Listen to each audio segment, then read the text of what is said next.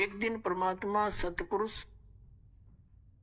कबीर देव जिंदा महात्मा रूप बना के और नानक साहिब जी के पास गई।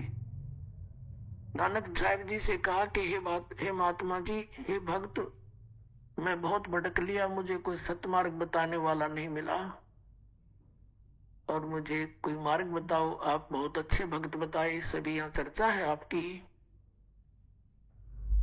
अब नानक साहिब जी ने जैसा भी बैजूलाल पांडे से सुना था वो सारी कथा सुनानी शुरू कर दी। फिर कहा कि गुरु बिन मोक्ष हो नहीं सकता।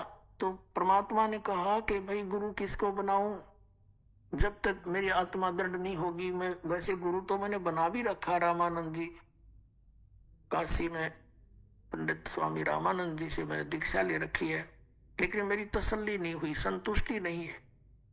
नानक साहब जी कहते फिर मुझे बनाओ गुरु।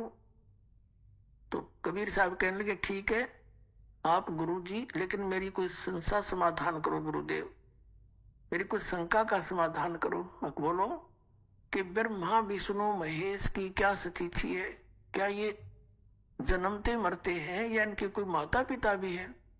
तो जैसा उन्होंने सुन रखा था बैजूलाल पांडे से और जैसा भी हिंदू धर्म में प्रचलित है, ये लोक वेद सारा सुना दिया। ये अजरो अमर है, अविनाशी है, इनके कोई माता पिता नहीं, श्री कृष्ण जी सर्वश्रेष्ठ है। श्री कृष्ण जी ने गीता का ज्ञान दिया, ये अनमोल ग्रंथ है। तो कबीर साहब ने कहा जी कुछ फिर उस अनमोल ग्रंथ के कुछ वचन सुना दो। फिर वो नानक साहिब जी ने कुछ जो श्लोक याद थे वो सुनाए।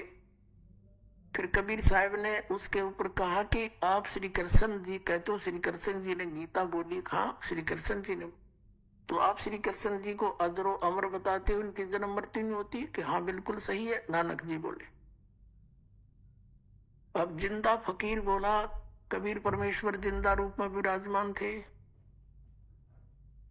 कि आपके गीता ज्ञानदाता चौथे अध्याय के 5वें और 9वें श्लोक में, दूसरे अध्याय के 12वें श्लोक में और 10वें अध्याय के दूसरे श्लोक में कहता है मेरी जन्म और मृत्यु होता है।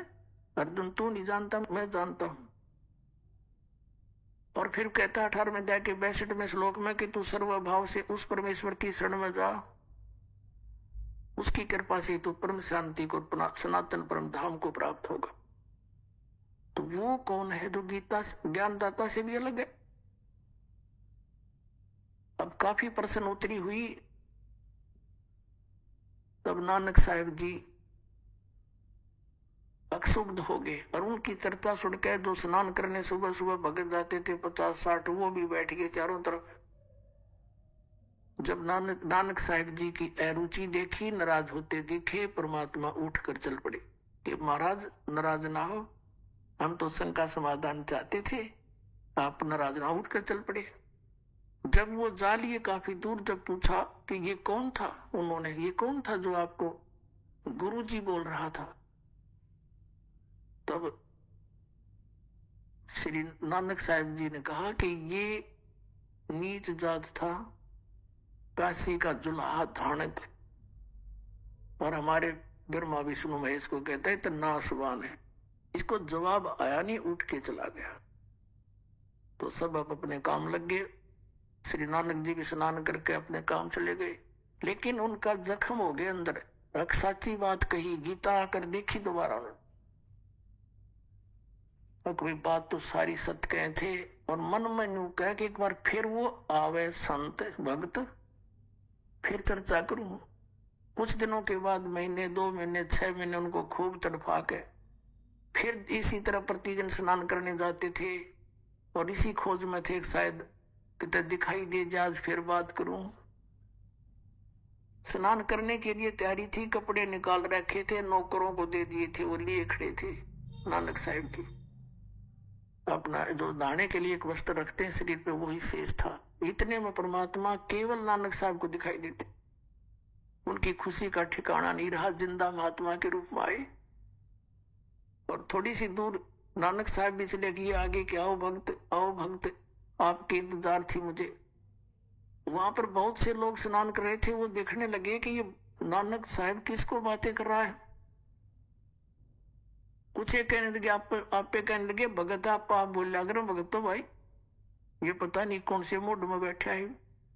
तो दोनों बैठ गए। कबीर साहब केवल नानक साहब जी को दिखाई देते, अन्य को नहीं।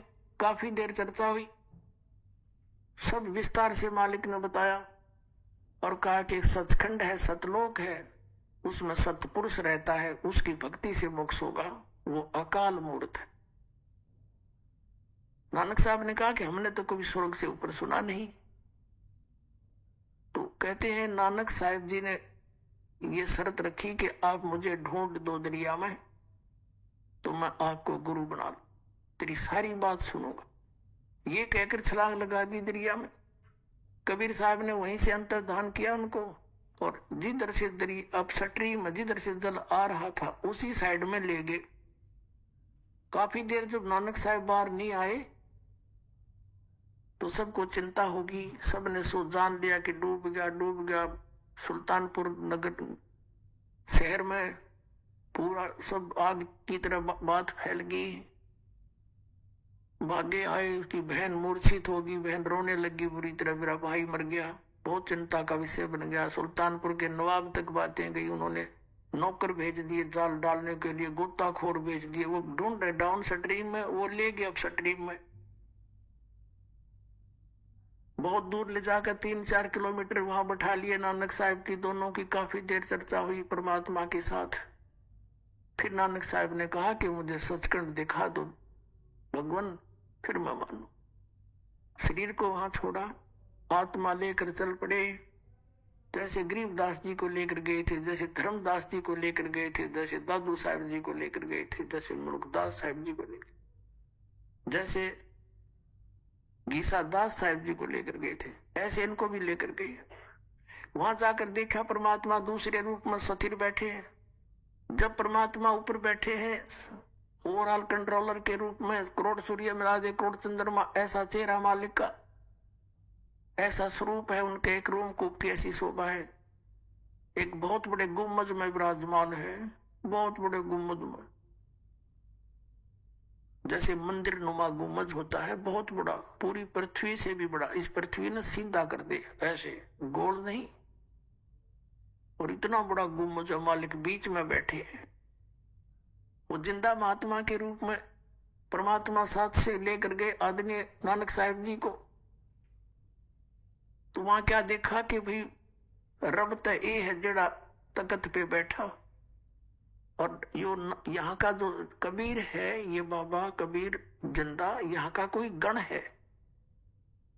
क्योंकि कबीर साहब जिंदा महात्मा के रूप में गए थे नीचे से, तो चौर करने लगे अपने दूसरे रूप पर है।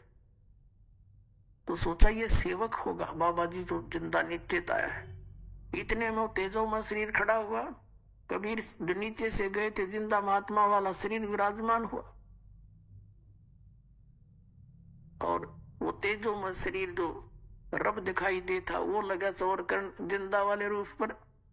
नानक साहब सोच ही रहे थे भाई बाबा जी जिंदा महात्मा पर रब चमर करता है, ये कैसी अजीब लीला इनकी। इतने में तेजो में शरीर और परमेश्वर कबीर साहब जिंदा वाले शरीर में समा गया, एक रह गई।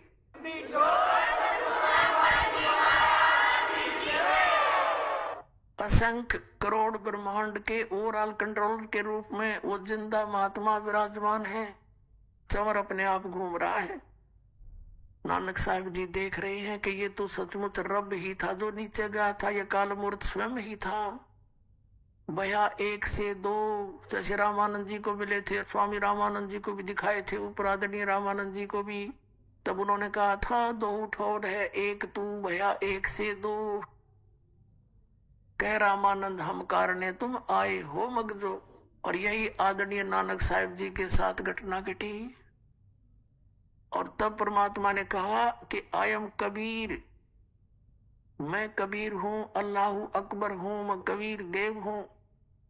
और काशी में बनारस में एक धानक रूप में रहता हूं, अब्दुल्लाही का काम करता हूं।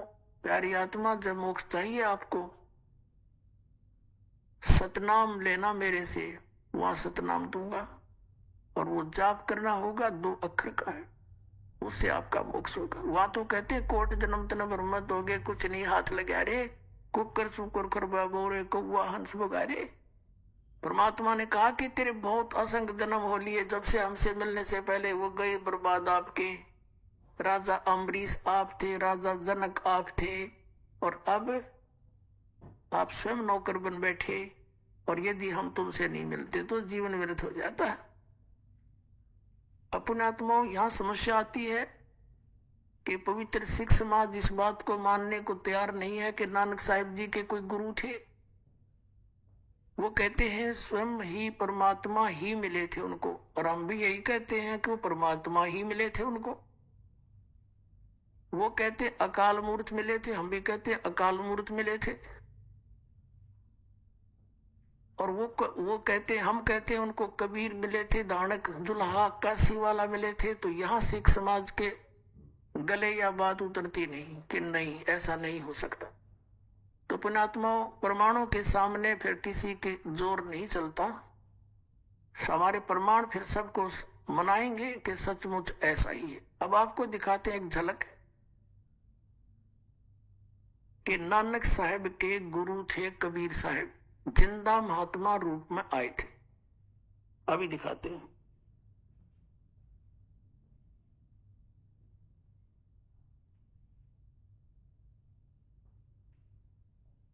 ये जन्म साखी है, ये बिल्कुल सत्य शास्त्र है।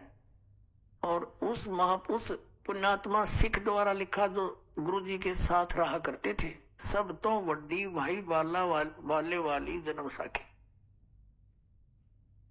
Doctor Jawahar Singh Kirpal Singh and company ई जन्म साखी अज तक सब चुकिया नालों वड्डी है, सब तो वड्डी ते पुरातन है भाई बाले वाली जन्म साखी। श्री गुरु नानक देव जी दी पंजे साहिब दी साखी ते दसा पातशाह दी दे जीवन समेत मुकम्मल साखियां हन। प्रकाशक Jawahar Singh, doctor Jawahar Singh Kirpal Singh and company. पुस्तकां वाले गली नंबर 8 बाग रामानंद 8 अमृतसर, ये यहाँ से छपी है। बंदी छोड़ जगत गुरु तत्वदर्शी संत रामपाल जी महाराज की जय। एक दिन परमात्मा कबीर साहब जी नानक साहिब जी के पास गए। नानक जयंती से कहा कि यह बात है महात्मा जी, है भक्त मैं बहुत भटक लिया, मुझे कोई सतमार्ग बताने वाला नहीं मिला, मुझे कोई सतमार्ग बताओ, आप बहुत अच्छे भक्त बताएं, आपकी यहां सभी जगह चर्चा है। नानक देव जी ने जैसा भी पता था वह सभी कथा सुनाने शुरू कर दी। नानक जी कहने लगे, मुझे गुरु बना लो। कबीर साहब कहने लगे, ठीक है, लेकिन मेरी एक संकोच दूर करो। क्या वर्मा विष्णु महेश की मृत्यु होती है? उनके माता पिता कौन है? नानक जी कहने लगे, यह अमर है, इनका कोई माता पिता नहीं है, और श्री कृष्ण सबसे श्रेष्ठ है। श्री कृष्ण जी ने गीता का उपदेश दिया। कबीर साहब ने फिर कहा, क्या कृष्ण जी की जन्म मृत्यु नहीं होती? आपके गीता ज्ञान दाता 4 अध्याय के 5वें और 9वें श्लोक में, दूसरे अध्याय के 12वें श्लोक में, 10वें अध्याय के दूसरे श्लोक में कहता है, मेरी जन्म और मृत्यु होती है। अर्जुन तो नहीं जानता, मैं जानता हूं। फिर कहता है कि वासुदेव में श्लोक में कि दूसरे भाव से उसे परमेश्वर की शरण में जा, उसकी कृपा से तू परम शांति को प्राप्त होगा। वह कौन है जो गीता ज्ञान दाता से भी अलग है? वह कबीर परमेश्वर जी है। बोलो बंदी छोड़ सतगुरु रामपाल जी महाराज की जय। सत साहिब जी, इस वीडियो को ज्यादा से ज्यादा शेयर करें, जिससे गुरु जी का ज्ञान पूरे विश्व में फैल सके और नकली गुरु और नकली संतों, नकली पंथियों से छुटकारा पा सके।